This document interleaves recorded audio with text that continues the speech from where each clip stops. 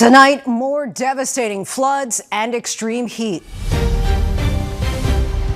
More than 70 million people are on alert for hotter than normal temps from coast to coast, a tropical threat in the Gulf, tornado watch in the Midwest, and flood danger in the Northeast. I'm Lee Goldberg. What you need to know about the weather heading your way.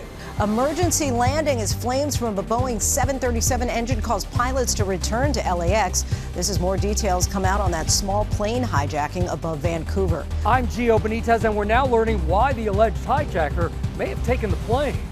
President Trump lashing out, this time at his own MAGA supporters, many of whom are demanding the release of the Jeffrey Epstein files. The president calling them weaklings, saying he doesn't want their support. We talked to a Republican Congressman, Eric Burlison, a vocal member of the GOP, critical of the president's move. And in tonight's Prime Focus, the UN claims more than 850 Palestinians have been killed trying to get food and aid in Gaza since late May. 2,200 injured near these distribution sites. We don't see this as humanitarian in any way, shape, or form. It's a coercive, first come, first serve competition for survival. Much of the blame placed on the Israeli-backed U.S.-led Gaza Humanitarian Foundation, receiving some of its funding from the U.S. State Department. We go to the GHF for answers. From ABC News World Headquarters in New York, this is Prime with Linsey Davis. Good evening, everyone. I'm Linsey Davis. Thank you so much for streaming with us. Certainly a busy news night tonight as we begin with reported tornadoes and severe thunderstorms in the Midwest, the dangerous East Coast heat, and the new flash flood threat tonight. On top of it all, we're also getting word of a tsunami concerns after a 7.3 magnitude earthquake in Alaska. Let's start with the reported twisters. This massive one seen west of Madison, Wisconsin. And look at the dark skies over Chicago as that severe weather moved in. Here in the Northeast, up to 3 inches of rain per hour is expected in some areas, including parts of New Jersey, already hit hard by flooding on Monday, and dangerous heat and new fire danger. The National Weather Service says this fire whirl in Utah was an EF2 tornado with winds of up to 122 miles an hour. On top of all that, a tropical threat is brewing in the Gulf, which could impact New Orleans. Our team is tracking it all tonight. Storms, fires, floods, and earthquakes. Morgan Norwood leads us off. Tornado on the ground. Tonight, tornadoes touching down as powerful heat-fueled thunderstorms target the Midwest. WKOW Madison Chief Meteorologist Cameron Hopman tracking a confirmed tornado west of the city today. If you are near or in any one of those communities, this is your time to find your safe spot. Madison, Milwaukee, and Chicago all in the crosshairs through tonight. In the Northeast, after that deluge that swamped the New York City subway and brought up to 3 inches of rain in an hour to parts of New Jersey. Families trying to clean up in dangerous heat while bracing for more floods. Meanwhile, in Arizona, those fires that burned the historic Grand Canyon Lodge and dozens of other structures continue to rage. Our Faith Abube is there. Smoke from the Dragon Bravo fire quickly filling up the canyon. The fire still burning out of control on the North Rim. Firefighters dealing with strong winds and lightning in the area and desperately need a downpour. And we're learning more about that stunning whirling vortex from the Deer Creek fire in Utah. The National Weather Service says that was, in fact, an EF2 tornado with winds up to 122 miles per hour. And Lindsay, the Northeast is facing a 1-2 weather punch. Blistering heat with triple-digit feels-like temperatures from Philly all the way up to Boston, followed by nighttime storms with the potential for flash flooding. Lindsay? All right, Morgan, thanks so much. And let's get right to our chief meteorologist, Lee Goldberg, over our New York station, WABC. He is tracking it all for us. Busy night, Lee. And Lindsay, as we stream, flood warnings re-emerging over parts of hard-hit New Jersey this evening. Flood watches are out for D.C., up to Philly, through central Pennsylvania. We've had flood warnings and severe storms near Pittsburgh during the overnight. They reached the I-95 corridor near New York. Now, we're going to have feel-like readings over 100 again tomorrow. And with the cold front that's producing the tornadoes over Wisconsin getting close to the East Coast, some severe storms possible as we go into the afternoon hours of your Thursday. Meanwhile, the tornado watch will expire fire over Wisconsin this evening, but still nasty rains near Sheboygan. I wouldn't be surprised to see a water spout over parts of Michigan. Still severe storms working through Indiana. They pass South Bend. They could be near Indianapolis this evening. Then the tropical disturbance along the Florida Panhandle. As long as it hugs the coast, it's unlikely to become Dexter. But regardless, it's going to be torrential rains, Mississippi and Louisiana, 3 to 6 inches of rainfall. There is a 40% chance of development. I think we could actually see up to a foot of rain along parts of the Gulf Coast. Water everywhere. Lindsay? Certainly, that you've said it best. All right, Lee Goldberg, our thanks to you. We're also tracking a powerful earthquake that struck late today off of the coast of Alaska. A 7.3 magnitude quake right off the coast, triggering a tsunami warning across some 700 miles. Residents were warned to move to higher ground. Let's get right to ABC's Kana Whitworth with the images coming in. Hi, Kana. Yeah, hey, Lindsay, so that 700 miles you mentioned, that runs along the southern Alaskan coast as well as the Alaskan Peninsula. And these warnings issued after a 7.3 magnitude quake struck off the coast. In fact, it hit about 50 miles south of Sandpoint. So people there were bracing for some large waves. Residents and visitors racing to higher ground or moving further inland if they could. Tremors from this earthquake could be felt throughout the region. In fact, alarms were sounding in some of those larger communities like Kodiak. But Lindsay, that warning was downgraded to an advisory and then it was canceled, but certainly a few tense moments there for people in the area. I can imagine it was. All right, Kana Whitworth, our thanks to you as always. Today, President Trump is railing against some of his own supporters who are demanding answers about the Epstein files, calling them stupid people who are being duped by Democrats. We're standing by to hear from a Republican congressman who wants to see the files released. But first, our chief White House correspondent, Mary Bruce, reports from the White House. Tonight, President Trump lashing out at some of his own supporters for demanding that the Justice Department release the files from the investigation into sex offender Jeffrey Epstein. Trump calling the Epstein conspiracy theory, which his own top allies have pushed for years, a scam and a hoax, adding my past supporters have bought into this expletive, hook, line, and sinker. They're stupid people. Today in the Oval Office, I pressed him. You said this was all a hoax. Has your Attorney General told you this was a hoax? What evidence have you seen of that? No, it's not the Attorney General. No, I know it's a hoax. It's started by Democrats. But Trump and some of his closest allies were the ones who stoked shadowy theories about Epstein and his so-called client list. And Trump rewarded them. This was Kash Patel, who the president named FBI director. What the hell are the House Republicans doing? They have the majority. You can't get the list? Put on your big boy pants and let us know who the pedophiles are. Dan Bongino, who Trump named deputy FBI director. I don't trust any story they tell me about Jeffrey Epstein. There is a reason this client list is hidden. In 2023, the president's own son, Donald Trump Jr., demanded, show us all the Epstein client list now. In February, Attorney General Pam Bondi made clear reviewing and releasing the Epstein files was a top priority. The DOJ may be releasing the list of Jeffrey Epstein's clients? Will that really happen? It's sitting on my desk right now to review. That's been a directive by President Trump. But over the 4th of July weekend, the FBI and the Justice Department released a memo saying the client list never existed and that they will not be releasing any more information about Jeffrey Epstein. Since then, the outrage among some of the president's supporters has only grown. Like, look, where's the Epstein files? Boo, can't find them. Don't exist. Like, they can get away with man. Oh, yeah. But Trump digging in. Pam Bondi, I really think that she's done very good. She says, I gave you all the credible information. And if she finds any more credible information, she'll give that too. What more can she do than that? But tonight, one of the most influential voices in the MAGA movement says it's not enough. We need Pam Bondi, Todd Blanche, Dan Bongino, Kash Patel. Boom, boom, boom, boom. It's been 10 days since you've leaked this thing on the holiday weekend, and you still have not done a straight-to-camera, straight-to-the-sticks press conference. Here's what we looked for. Here's what actually existed. Here's why we reached the conclusion that we did. Mary Bruce joins us now from the White House. And Mary, we know that President Trump also talked to reporters today about ousting the Federal Reserve Chairman, something that he has talked about before. What's he saying now? Well, Linsey, today the president is dismissing new reports that he's considering firing the Fed chair Jerome Powell, but notably he isn't ruling it out. And he says he did discuss the, quote, concept of firing him with lawmakers recently. It's certainly no secret that the president is not happy with Jerome Powell. He's been railing against him for weeks, demanding that he lower interest rates now. But for now, Jerome Powell's still in the job. He has about a year left in his term. Of course, if the president were to fire him, it would raise serious questions about the independence of the Fed. Linsey. Certainly would. Mary Bruce for us from the White House. Thanks so much, Mary. Thank you. Over the last few days, as Mary's been reporting, we've heard the president continually talk about Epstein. Let's take a listen. Are people still talking about this guy, this creep? That is unbelievable. I mean, I can't believe you're asking a question on Epstein. I don't understand why they would be so interested. He's dead for a long time. It's pretty boring stuff. It's sordid, but it's boring.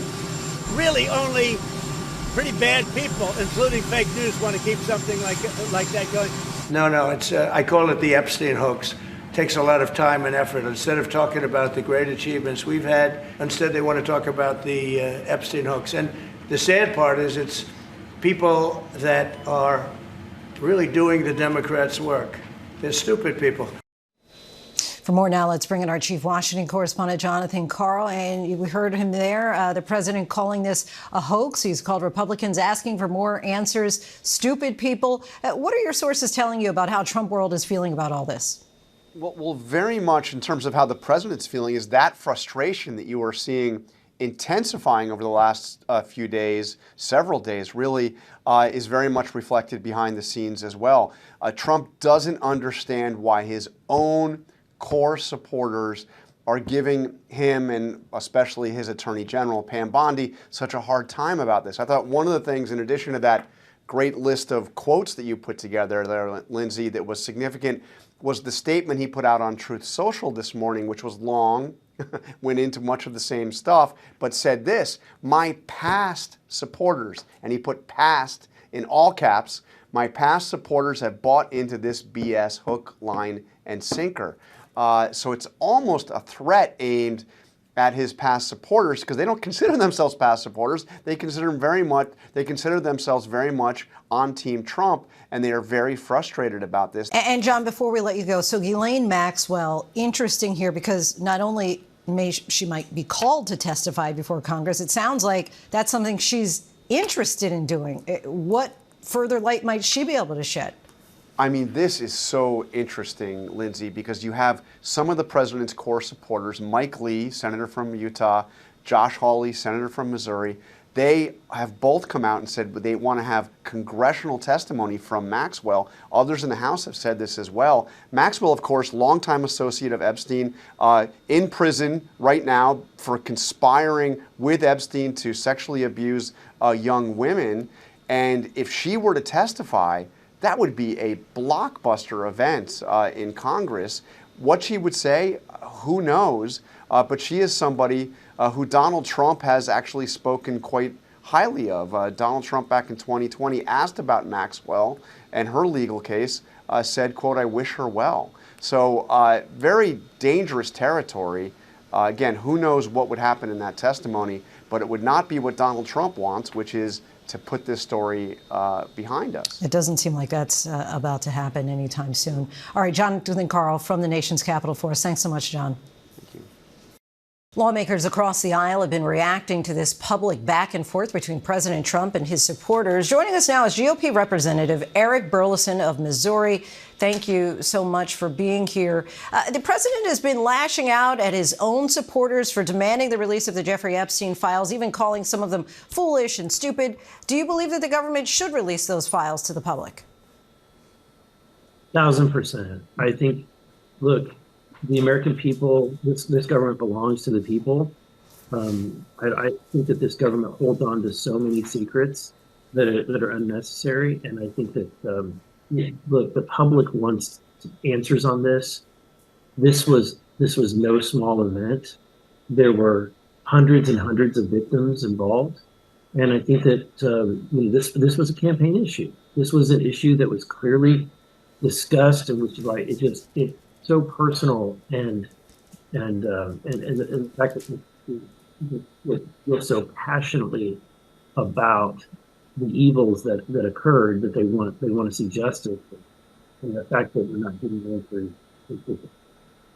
So, is this for you about Epstein? Is it bigger than Epstein? Is it a moral issue? Why exactly are you breaking with the president on this point? Yeah, I mean, this is an awful story in American history. An individual that was able to get away with so many acts of molestation is just appalling. And that in and of itself, I mean, it's just absolutely deserves having someone take a moral stand to make sure that justice is brought, that the victims have someone that's listening to them and acting. Outside of that, I think that it does speak to a larger issue. The question is, do the American people have a trust within the federal government? Do the American people own the federal government, or does the federal government own them?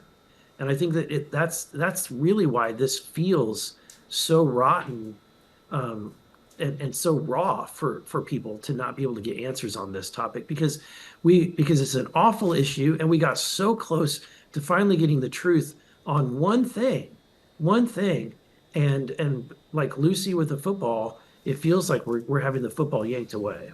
And President Trump has said that the calls to release these files it's a Democratic-led scam. But as you know, and just stated, this was also a campaign issue for him. Some in your party are also calling for the release. Would you say that this has divided the Republican Party? You know, it's a sad moment. I think that we've just come out of having some major victories, and the Trump administration has achieved so much. I think in some regards, I think that this is a minute issue for the president. And so he doesn't see it as a priority as much as some people do. And so to me, it's really about priorities. Are they going to dedicate the resources that are necessary to actually get to the point where we have disclosure? I think that they want to move on to other things. But my view is, look, this federal government is very big. We should be able to do all of it. We should be able to investigate the things that the president wants to investigate, and including this Epstein list. Why do you think that there is hesitation from the DOJ when it comes to releasing the files? I'm uncertain as to why. But look, and if the documents, as one of the tweets said, is they were comprised or built under false pretenses, but kind of like the Russiagate documents, then fine. Release that evidence, right? I think that the American people can vet through the information and make an educated decision or ascertain what really happened. Representative Eric Burleson, we thank you so much for your time. Really appreciate you joining the show tonight. Thank you. Israel launched airstrikes on the Syrian capital of Damascus today, claiming that it hit the military headquarters of Syria's new regime. Israel said it was part of an attempt to aid the Druze religious minority in Syria, who also have citizens living in Israel. Syria's new rulers have allegedly been targeting insurgent groups, including Druze, who helped oust longtime leader Bashar al-Assad in December. U.S. Secretary of State Marco Rubio claimed this afternoon to have brought Syria and Israel to an agreement ending the fighting, at least for now. For more on that, let's bring in ABC News national security and defense analyst Mick Mulroy. Mick, thanks for joining us as always. Why, in your estimation, is Israel so committed to protecting the Druze population? So, Lindsay, there is a historic connection between the Druze and Israel. As you mentioned, most of the Druze live in Soweto, which is a province in southern Syria, about 700,000. But there's 150,000 living in Israel and many of them serve actually in the IDF, the Israeli Defense Forces. So that's one connection. The other connection is Israel does not trust the interim government in Damascus, led by Ahmed al-Sharaa. They believe he still has strong ties to jihadists. He, of course, started al-Qaeda in Syria, the al-Nusra Front. Many believe he's now reformed, including the United States. But Israel does not share that, and they're very concerned anytime there's regime forces on the border of Israel. So it's a combination of both of those factors when it comes to Israel's concern here and why they acted so strongly. Now, how can a ceasefire actually be reached when there's no leader of the Druze population?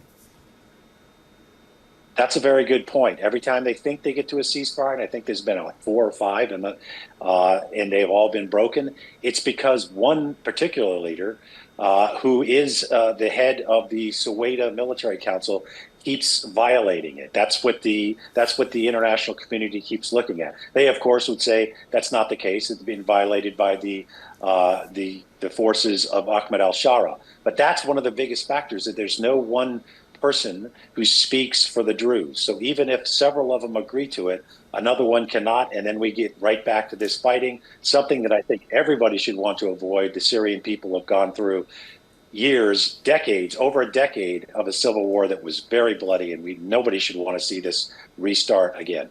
And obviously that would apply to those who are there on the ground. But tell us, if we take a step back, what could all this mean for those of us here in the U.S.? The U.S. would like to see, of course, this to be stopped, and that there'll be a way ahead which could actually normalize relationships between the government in Syria, which is an interim government, so 5 years, and then there will hopefully be a elected government in Syria. But the U.S. would like to see a normalization between Syria and Israel. That seems to be getting further and further away from a possibility.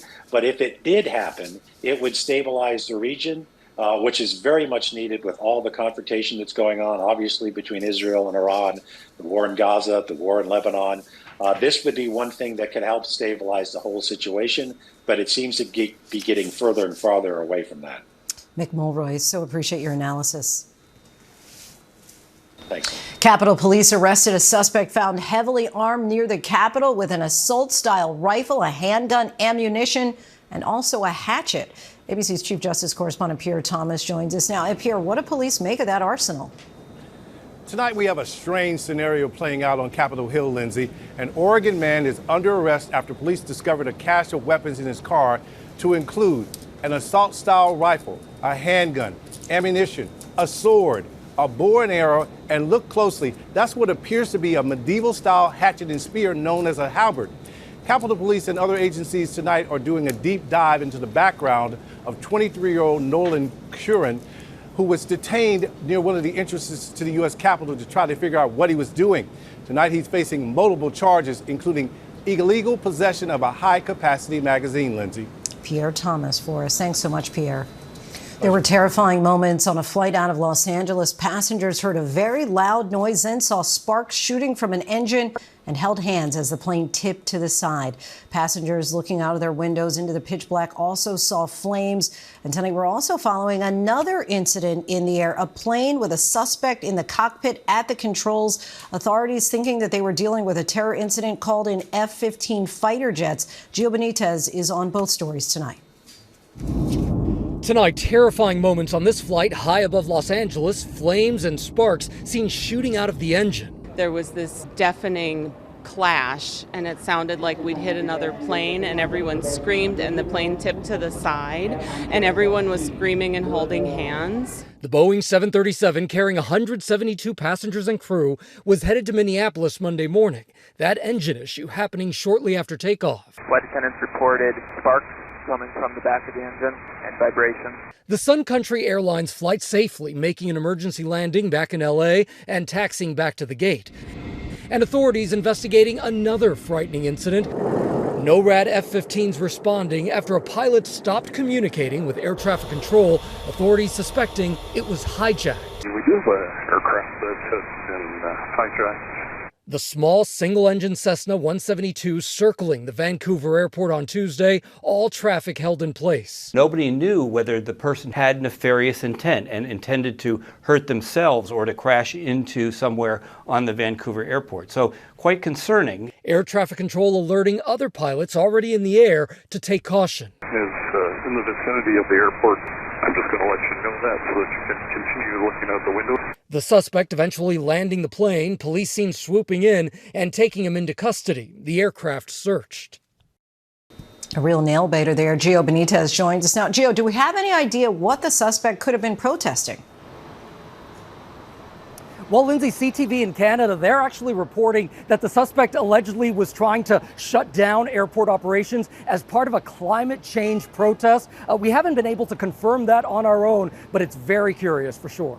Certainly is. And Gio, some people might look at this and say, yeah, it's just a small plane. What had authorities worried here? Well, that's right. It is just a small plane, right? A single engine Cessna 172. But this is in the sky over this airport that's dealing with very large planes. And that's why air traffic control was alerting the other pilots that were in the air. They were telling them, hey, watch out for this and do what you need to do to avoid that plane, because you can just imagine the catastrophe that could happen if something like that were to happen and they were able to come into contact with each other in the air, Linsey. Certainly can. All right, Gio, our thanks to you. The union representing immigration judges says that the Trump administration fired 17 judges in 10 states. The decision arrives as the federal government deals with a backlog of more than 3.5 million immigration cases. Union leaders say that the mass firing is, quote, nonsensical and unjust. The move to fire judges also comes as Congress voted this month to increase the hiring of immigration judges in its tax and spending bill. An attempted kidnapping was caught on camera in Florida. Police say that the victim did everything right. Watch as a man drags a woman out of a store, attempting to force her inside his truck. However, she fights back and she catches the attention of a person who then comes to her aid. Police say that she worked in the store and the man had robbed the business just moments earlier. The suspect, who drove off, was later arrested. More than a dozen children were removed from a California home as federal authorities worked to determine whether their parents were running an international surrogacy business. During a child abuse investigation, officials discovered 15 children residing in the home, ages 2 months to 13. Police say that the couple had legal guardianship over all 15, in addition to 6 children living in other homes, many of them born to surrogates. And still ahead, a popular tourist destination is evacuated as a volcano erupts near Iceland's biggest city. And in tonight's Prime Focus, death and destruction at a place meant to help those in need. How have Israeli-approved U.S.-backed food distribution sites become the scene of multiple mass casualty events? Every death is a tragedy. We'll do everything we can to avoid it, but we cannot stop distributing aid because it's a dangerous situation.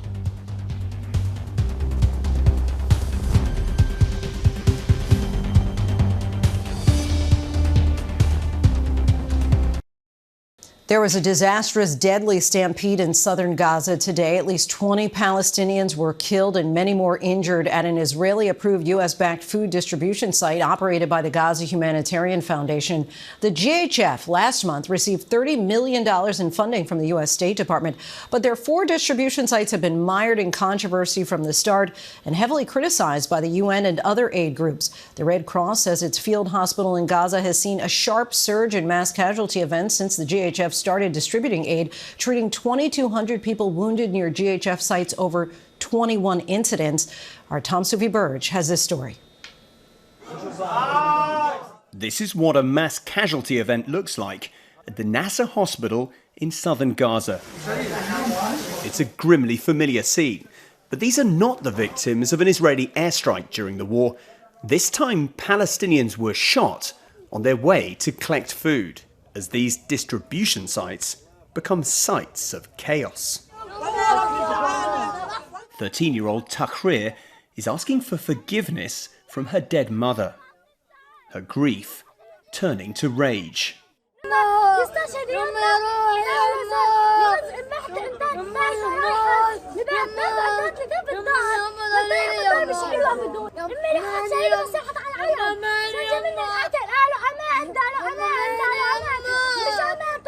Tahrir's mum, Reem, was shot dead earlier that morning. This video we verified capturing the panic and the crackle of gunfire as she and thousands of other hungry Palestinians gathered at sunrise less than a mile from an American-run distribution point for humanitarian aid. People desperate for food, sent running for their lives. Within hours, her body among those at the Nasser hospital. The Red Cross saying 27 people, including children, were killed near the aid site on that day, and more than 150 injured. توجهت ان غادا اجيب لنا للدور توجه رحت اجيب بسطحين بس ان للدار فجأنا انه الرصاص بخبط فينا، انا وانا مفتوح للرصاص الجالي، وانا مفتوح للرصاص الجالي. فهذه المساعدات مصيدة بالضبط، يعني مثل المصيدة بحبوها، بيطلعوا الشباب المساكين بدهم اياه بطفوه، حتى يعني كثير من الناس الان بيعيشوا في مخمصة شديدة. The IDF said on that day its soldiers fired from a distance at suspects who they say approached them in a way that endangered their safety. Reem and others were trying to access an aid distribution point in Gaza, part of a new US-Israeli system for handing out food, run by an American-backed organisation known as the Gaza Humanitarian Foundation, which was set up to address Israeli claims Hamas was seizing aid and profiting from it. But the new GHF aid system has been mired in controversy from the start. Here at a different GHF site, gunfire clearly audible in this video from a contractor obtained by the Associated Press.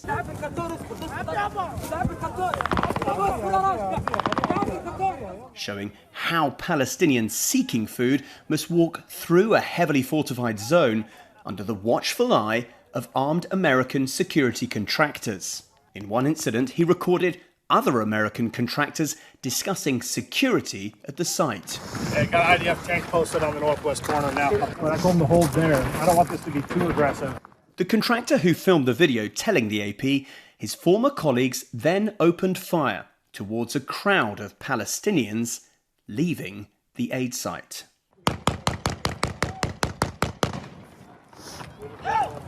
I think you hit one. The crowd not visible in the video.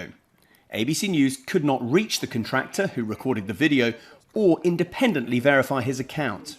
The Gaza Humanitarian Foundation said in a statement the claims made in the AP's story are categorically false. At no point were civilians under fire at a GHF distribution site. The GHF described the contractor who leaked the video as a disgruntled former contractor who was terminated for misconduct. ABC News has also verified other videos capturing gunfire filmed on different days near GHF food distribution zones. The UN says it has recorded more than 850 Palestinians killed trying to get food since late May. More than 650 of those deaths near GHF sites.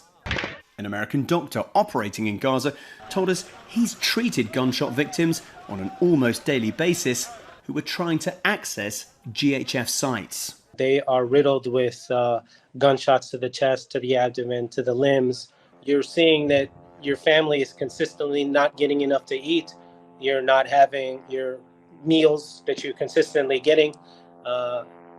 And then on top of that, there are these aid sites that turn into killing fields. NGOs and Hamas accuse the Israeli military of firing on hungry Palestinians. The Israeli military says its troops have, on several occasions, let off warning shots towards crowds when people have deviated from designated routes. The IDF has denied deliberately shooting at unarmed civilians and says it is not preventing Gazans from reaching aid sites, but did acknowledge incidents where harm to civilians who arrived at distribution facilities were reported. In a statement, the Israeli government said as Hamas faces defeat, they resort to a double crime, defaming Israel while murdering their own people. They fire on civilians near aid centres, hoping to blame us. The UN and other aid agencies say a system in which people are forced to walk for miles and then grab food if they're fast enough is dangerous and degrading. And they refuse to take part, saying this military-run aid system breaches fundamental principles of humanitarian aid.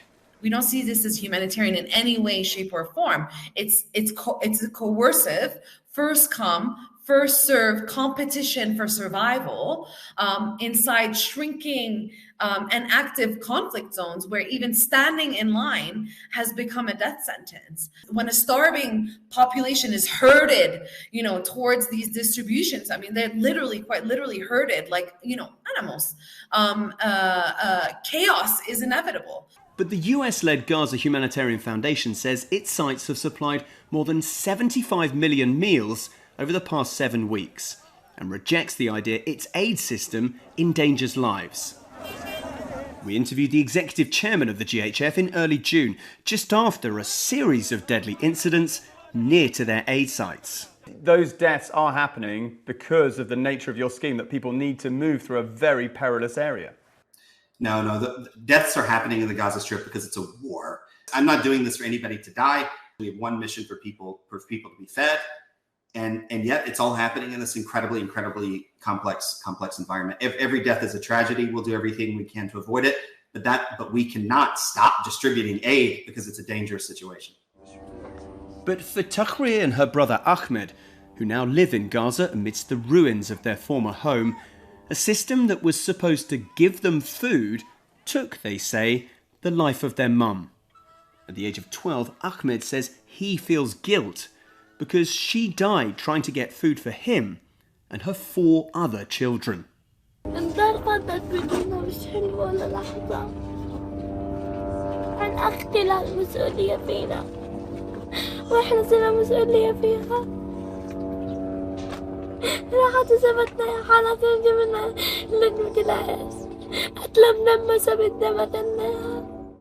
What difficult circumstances. Our thanks to Tom Sufi Burridge for that. Coming up, once upon a time, record companies feared the streaming of music would break them, but a new report finds we're streaming more than ever. Will that popularity ever wane?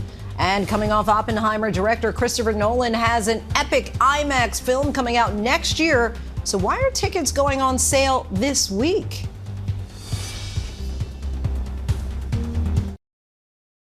Welcome back, everyone. It was once the case that the music industry fought the digitization of its music tooth and nail, but now that the industry and not pirates are the ones cashing in, not so much. The increasing popularity of streaming music worldwide is tonight's By the Numbers. The number of songs streamed globally increased more than 10% in the past year, according to the entertainment data analytics company Luminate. And most of that growth took place in expanding markets like those in the Mideast, Africa, and Latin America. Songs streamed from beyond the U.S. increased by more than 12% between 2024 and 2025. The popularity of streaming, however, did not translate to the sale of entire digital albums, which declined more than 17%. That's because more people joined streaming platforms like Apple Music, Amazon Music, and Spotify, where those albums are already available. Streaming accounts for 92% of all music consumption in the U.S. We know there are many music purists out there who still insist on CDs or vinyl, but both remain a tiny part of the market. So what's up and what's down? Streaming of country music was up 8.1% in the past year, and R&B and hip-hop declined the most, down 9.2%. And still ahead, former President Barack Obama and First Lady Michelle have been fending off divorce rumors for months, what they just said to finally clear the air. And she's among the latest stars to be named a Disney legend. Singer Miley Cyrus talks to our Chris Connolly about her new studio album, the musical film that supports it, and why she decided she's not going to tour, coming up next.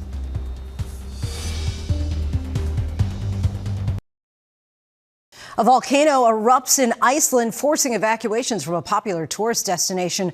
A former president and first lady joke about an ongoing online rumor, and tickets for an IMAX epic movie are already up for grabs. These stories and more in tonight's rundown. A volcanic eruption in southwest Iceland sent plumes of lava and smoke into the air as people nearby were forced to evacuate, including at nearby tourist sites like the Blue Lagoon, after 2 hours of seismic activity. The volcano began erupting at about 30 miles southwest of Reykjavik just before 4 a.m. local time. There have been 11 eruptions of the volcano in southwestern Iceland since it became active again in 2021, according to the Icelandic Meteorological Office.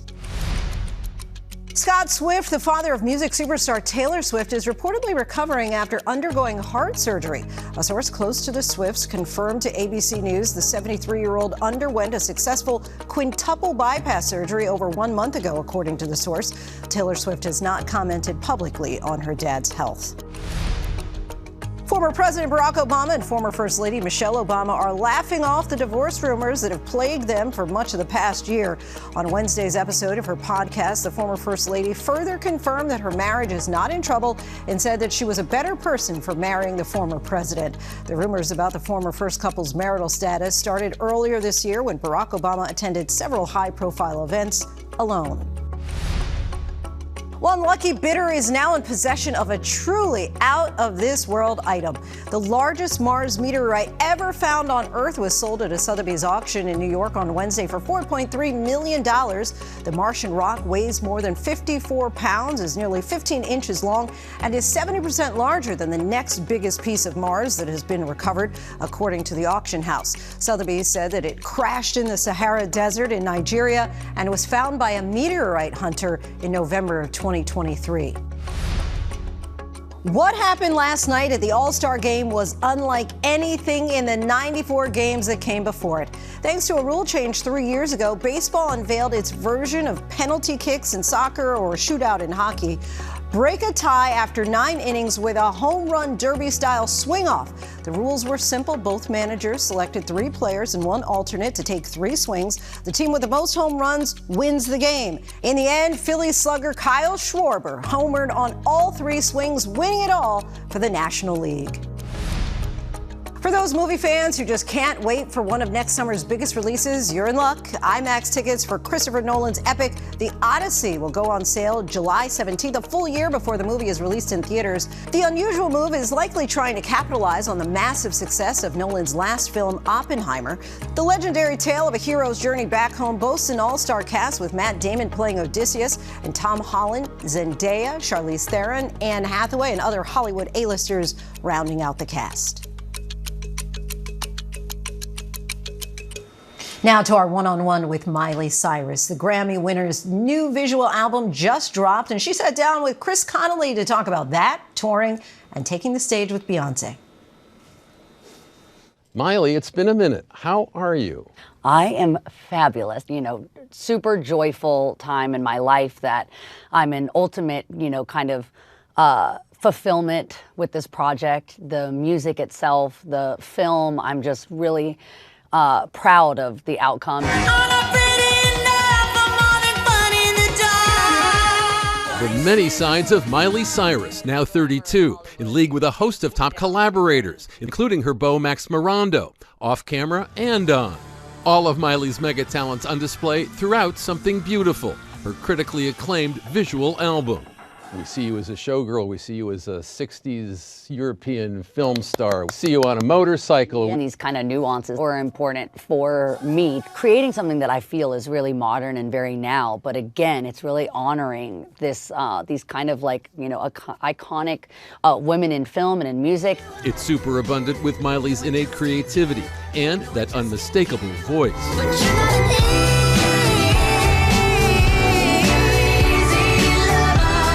I definitely hear myself and go, I have a very distinct voice. I always kind of sounded like this, but it's aged along with me and changed and evolved in all these different ways. On a recent podcast, Miley noted some vocal cord issues that she's been coping with, stressing to us instead how she's taking care of her voice.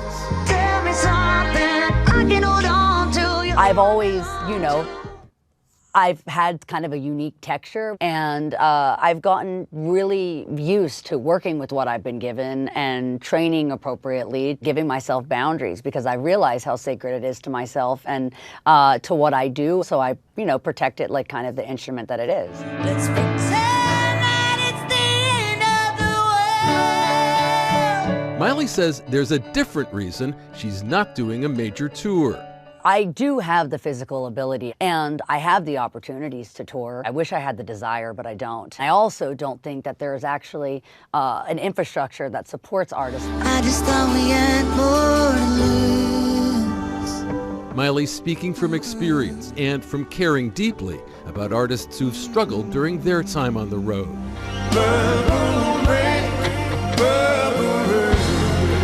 The artists like Prince that are not here today that live such a high intensity lifestyle out on the road, then it's really hard to maintain sobriety when you're on the road, which is a really important kind of pillar of stability in my life. It just seems like it's a real meat grinder out there for young people and that you went through. Yeah. Losing their life, but losing their minds. None of this that I create would ever be possible without the way that I think about things. And I do think it's really hard to keep, mental wellness.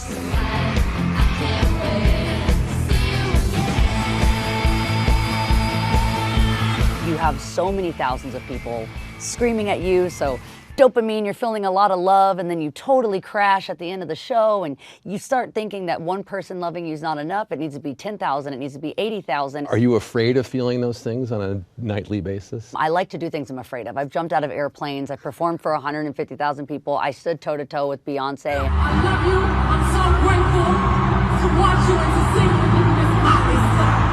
She did. June 19th, Miley joining Beyonce on stage in Paris to duet on the track they co-wrote from Cowboy Carter, Two Most Wanted. And when you're standing beside her, you can actually feel her desire and her passion. Don't know what you're doing tonight. That to me is a win. It's not a trophy. It's not something physical that you hold or put on a shelf, but it's something that I have that's a true win. 20 years in the business, and you were just made a Disney legend. I was Hannah Montana.